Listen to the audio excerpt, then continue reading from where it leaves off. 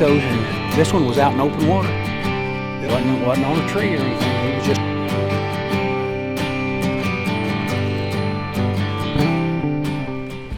Hey boys and girls, Scott Turnage. Another episode of the G3 Sportsman coming up. We have got a foggy day right now. It was foggy when I drove up here, and got a special treat. I think I'm already giving it away by the boat there in the background. So today, back with my old buddy JR Oldham. And what's our plan of attack today in this fall? My JR? best plan of attack right now is hope the sun comes out and it warms up. But it's December. Yeah, it is December. It's supposed to be in the 50s today, so we can't complain too much there. But we're going after crappie. Are we going in the river or something? We're going to go in a creek arm off of the river. I've got some insights that I'd like to share with you, Jeff. All right, JR is going to go through a little step-by-step thing on how he locates and hopefully catches some big crappie today on the G3 Sportsman. Man, we got the old original here. That's close to my dear to my heart right there, the original G3 Sportsman G3. So we're going to get on over there if we can find it and jump in the boat, and we'll be right back. So stay tuned for some big crappie hunting, hog hunting today with my boy JR Oldham. See you in a bit.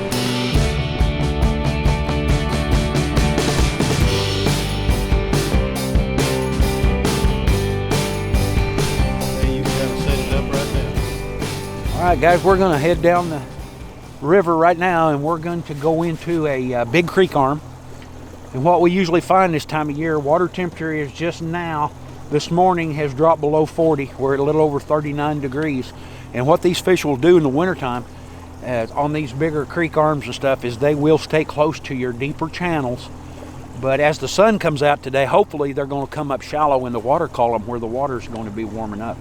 And you can look right here on the screen right now, we're in the river channel, and the shad are up here suspended between 5 and 10 foot deep. So when we get into the creek arm, if we still see that, we're going to concentrate in that depth of water today. But what I'm doing is I'm idling in. I'm looking at the different depths where the different size fish are. So when we get to the area that we want to stop and fish, I'll target that depth of water first to look for my bigger fish. Now, if we're just out looking for a mess of fish, we can probably stop anywhere in here right now and start targeting fish. But we're looking for the big ones today, so we're going to search a little bit. And when I see what I like and want to try, we'll stop and we'll get up front and we'll see if we can't catch some of them. Right now, we're still we're looking around in some of these trees that are right on the edge of this creek channel, and that we've got a lot of fish suspended out here. Now, most of what I'm seeing is mostly what I'd call trash fish when I'm crappie fishing, catfish and gar. There's a big catfish right there in the middle of the screen. He's filling up almost 2 blocks, so he's almost 4 foot long. Is that a bait fish ball there? Yeah, and then the shad up there above him. I'm seeing a fish or two here and there, but I cannot. There, he got it.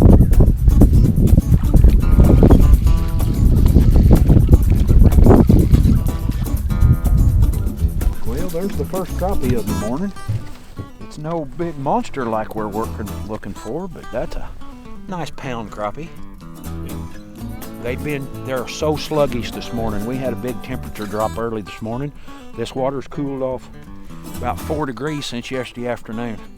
And I mean, they are hard to get to bite. That's the first actual crappie bite we've had. We've been here fishing probably for 40, 45 minutes. Caught 1 white bass, and now this, and the sun's gonna break through in a little bit, so we're gonna get with it here in a little while. We're gonna name him Lucky again, Scott, and turn him loose. You're lucky. If that's a crappie, that should be a pretty good size. And the higher they are in the water column, usually the more active the fish are. Now that could be a catfish or a hybrid or a white bass hiding behind that tree, because the closer we get to him, the bigger he looks.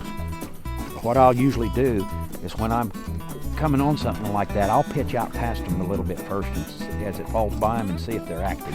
That one never even moves, so we're going to ease up on him.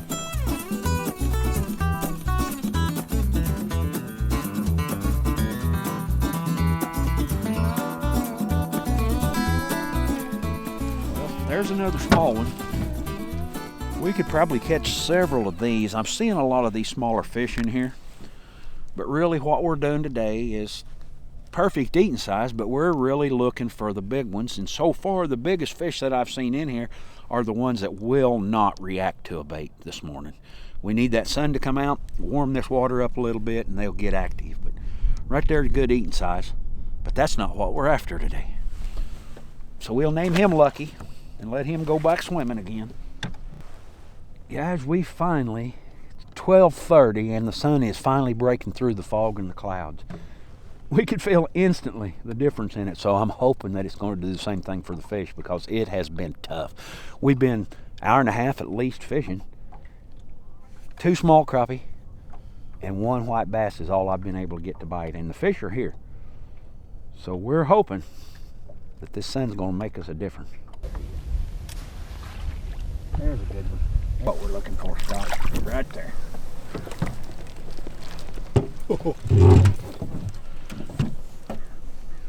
Now that's what we're trying to target, is more of these bigger fish. We haven't got the 2-pounder yet, but that one's going to be between 1.5 pounds, 1.75 pounds. They got a big thick belly on them, been feeding on shad, and they're very healthy. And I don't care if you're not even hungry for fish. Now there's not much anything that you can do in life when you want to go out and relax and catch some fish like this. And guys, you can do it now. I mean, the electronics are phenomenal.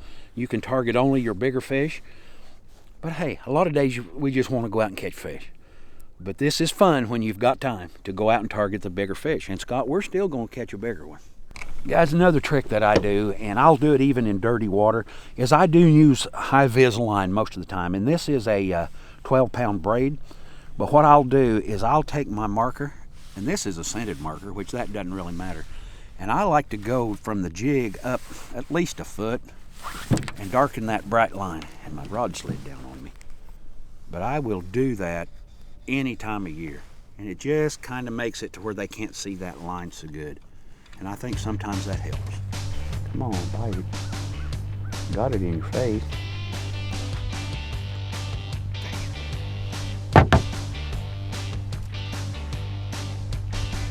He's not as big as the last one. But he's a good one.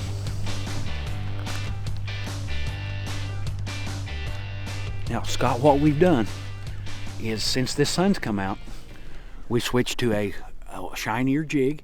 It's got the silver in it, like it would be flashing like a shad that they're feeding on, but it's still got their old favorite chartreuse on it. And this one just happens to have a black head with white eyes. Now, in a little bit, I'm going to switch to an orange head because this dirty water here at Truman, sometimes that orange head is the best way to go. So we're going to try that here in a little bit. But it's picking up. We got sun out and we feel better, and the fish are feeling better. Mr. Lucky, he's going to go back swimming. We'll catch him when he gets to be over 2 pounds. And if you guys can see there on screen right now, the schools of shad are running down there between 4 and 6 feet, most of them. And of course, that's what a lot of the fish are going to be eating right now, so they're going to start working up there in them. And a lot of times you can be sitting here watching, and you'll see, like this fish right here, you'll see him shoot up into those shad and just bust them. He's working his way closer to them. He's in them now. So they're just like us, JR. They waited for the sun. That's right. They wanted to warm up a little bit before they wanted to do anything.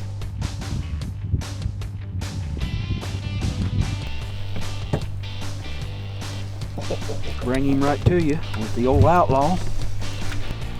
Another 1.25 pounds. This old water's been pretty stained most of the winter, so they're not showing a lot of bright colors right now, but they're healthy. Look how thick those fish are. A lot of good eating right there, but also a lot of good fun. We'll just...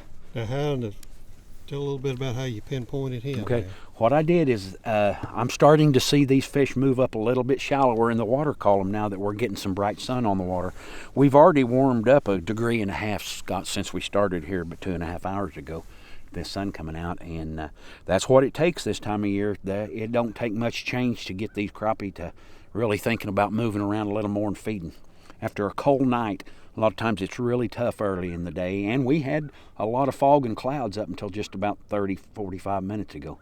But they're starting to get active, so let's see if we can't catch another big one.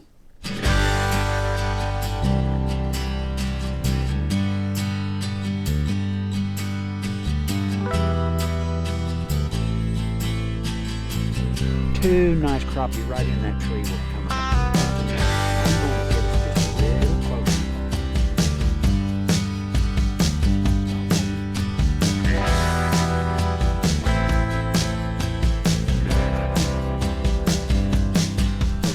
We're blessed right here where we're at to have a lot of structure in our lakes. If you've got structure, a lot of times if you'll look over here, Scott, if you'll pan over here, you'll see the dark stumps in the water. As the day warms up, those stumps warm up. Sometimes you want to target that. Other times, if it's a cloudy, cold day, you're going to fish a little deeper, maybe out in the open water looking for the schools of fish. Whatever lake you're on, reservoir you're on, somewhere in that water, just about any time of day in the wintertime, a fish is going to feed sometimes. Cold fronts don't affect them near as bad in the wintertime because they're used to cold. So if you're on a river system, look for your calmest water and probably your deepest water in the wintertime. Your lake systems, look for your creek channels or maybe even your main channels out in your main river. Always think bait fish though. When you start your search, if you start seeing bait fish, start looking for your crappie and get in there and enjoy them.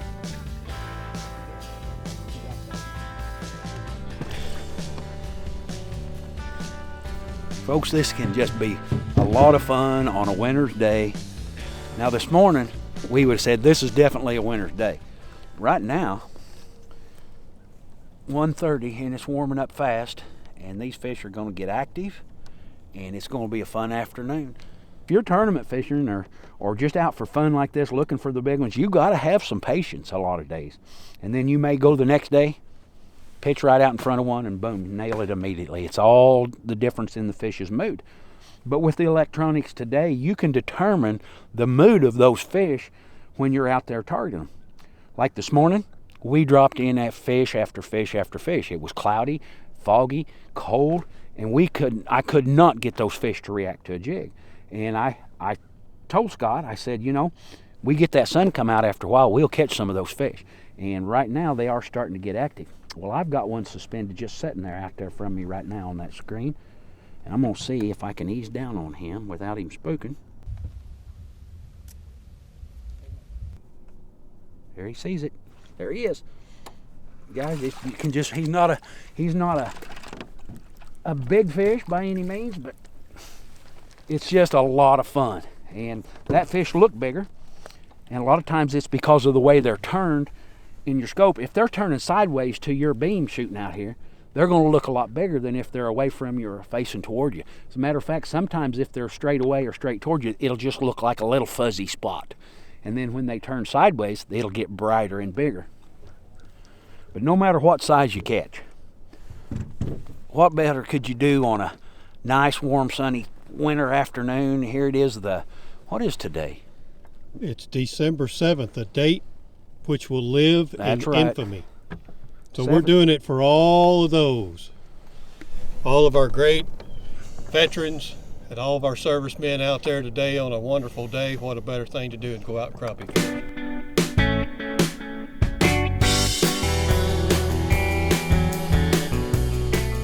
We're going to sneak up on him. He's on the back side of that tree, and I was on the front side rubbing it, so he probably couldn't see it.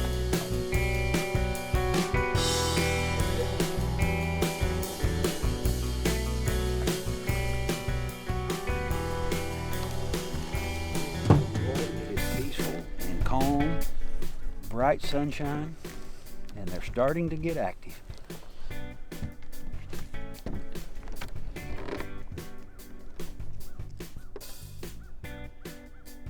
Another dandy. Another nice crappie on the 14-foot outlaw with the outlaw jig.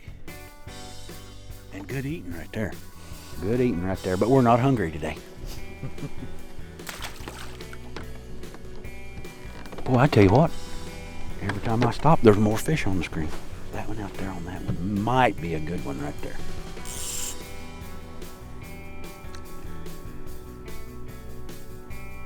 Oh, come on. Where did you go? Oh, he swam on. But he probably didn't go too far. And now he stops and the boat's still going. There he is. A little better fish. Here, he just fought harder anyway. Scott, they're getting active now. We could just about do a live show now. 2 o'clock in the afternoon. The sun finally warmed us up a little, and they're starting to bite. And then I switched to that orange head too, and it seems like every drop on them, they're biting on that right now. Now, is it the temperature making the fish active? Is the orange head making enough difference? Sometimes you never figure all that out. That's why it's fun to go fishing. You got to keep trying different things. You can do these patterns all through the winter. I'm talking from early December all the way into late February when they start moving further spawning into their pre-spawn areas. They'll be bunched up more a lot of times this time of the year. But you see how these fish are starting to kind of gang up there today? We're starting to see more fish closer together, and a lot of that is because they're finding areas that they're comfortable where there's bait close and the temperature is warming up. Now that grid on there, that's the amount of feet away from you. Yes, it'll give you, you can take that off, but it also, you can judge a lot of times the length of your fish with that too, because that's a 2-foot grid right there. So we know that fish, when you see him full, he's looks like he's close to a foot long.